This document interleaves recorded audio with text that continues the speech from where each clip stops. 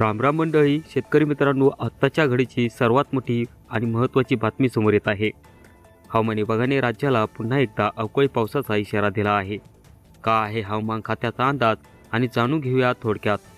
मित्रांनो, राज्यावर पुन्हा एकदा अवकाळी पावसाचा सावट निर्माण झाला आहे। हवामान खात्याने दिलेल्या माहितीनुसार पुढील 24 तासात राज्यात काही ठिकाणी विजेच्या कडकडाटासह हलका ते मध्यम पाऊस पडण्याची शक्यता आहे। काही जिल्ह्यांना येलो अलर्ट सुद्धा देण्यात आला आहे। प्रामुख्याने उत्तर महाराष्ट्र आणि मराठवाड्यातील शेतकऱ्यांनी जास्त काळजी घेण्याची गरजेचे आहे।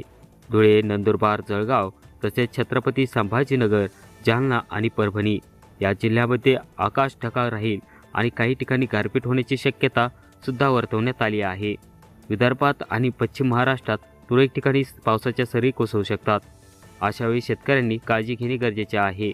तर मित्रांनो, हवामानाची ही होती ताजी अपडेट। तुमच्या गावात सध्या वातावरण कसं आहे? आभाळ भरून आलंय का? हे आम्हाला कमेंटमध्ये नक्की सांगा।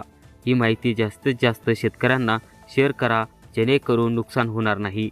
व्हिडिओ आवडल्यास व्हिडिओ लाईक आणि सबस्क्राईब आणि शेअर करायला कृपया विसरू नका। धन्यवाद।